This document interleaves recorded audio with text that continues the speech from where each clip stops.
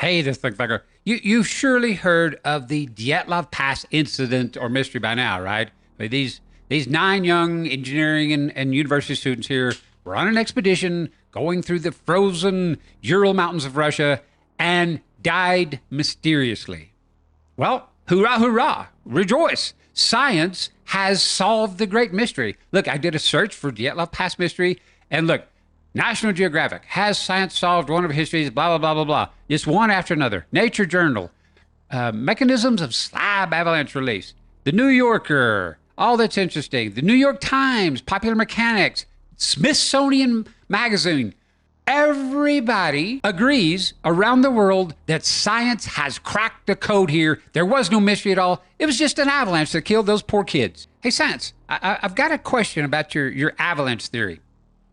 We are looking at photographic evidence right here. This photo was taken by our search and rescue there at the Dyatlov Pass incident. This is it. This is literally ground zero right here. This is the Dyatlov Nines camp. This is the big group tent that they all slept in. Search and rescue guys reported that all of their gear, food, supplies, clothing, everything they needed to survive, all right here in their camp, intact. They tell us here, even their skis were still stuck in the ground. Look, tent poles still stuck in the ground. So here's the question. If you're right, if an avalanche did kill those 9 poor kids, why didn't it kill their camp? Why is all their gear and food and everything still fine? And why was the tent, a flimsy tent, not budged an inch down the mountain? Which brings up a side question. How, if that avalanche did kill those 9 kids, like you claim, how did those 9 kids all calmly walk down the bunny slope here a mile to the tree line down below?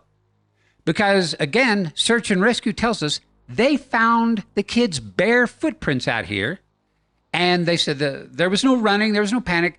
They specifically said the kids calmly walked away.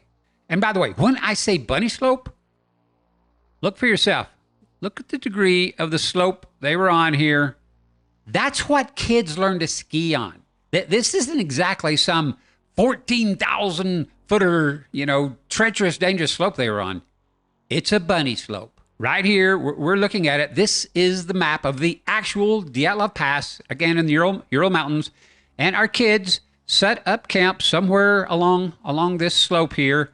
And now science and all the experts and book authors and even the public officials who declared it an avalanche, they said these kids woke in the middle of the night to what must have been a thunderous sound of an avalanche, rocketing towards them 200 miles an hour coming from the peaks high above.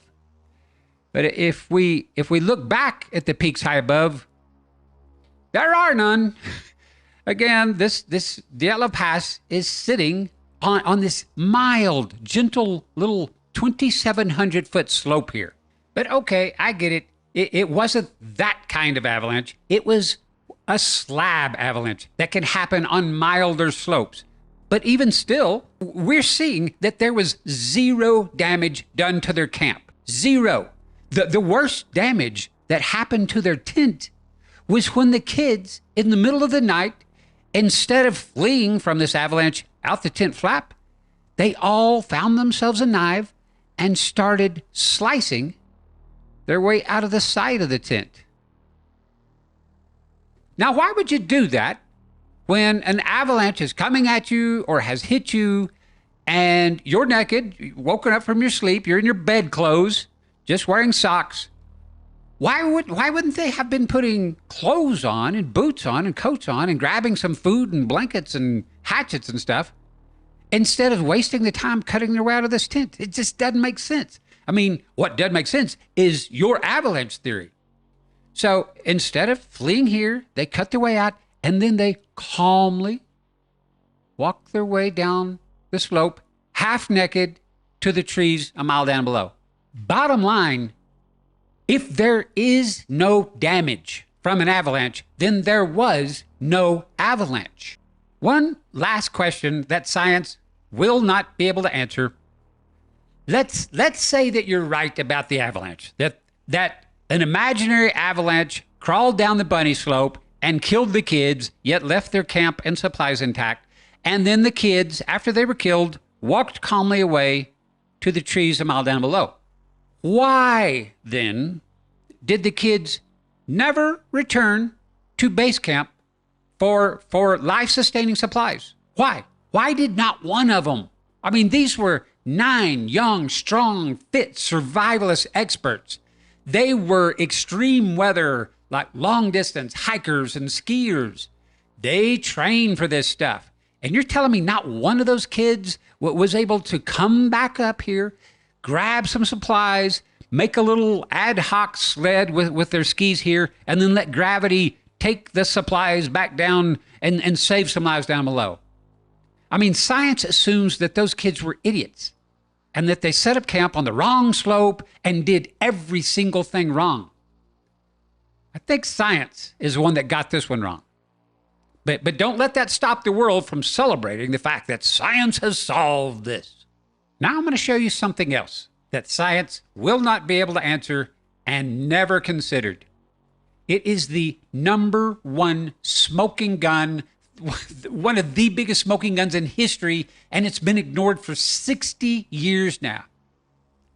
I am going to show you photographic evidence that those 9 kids were not alone on that mountain, and that they more than likely took a photograph of what led to their deaths.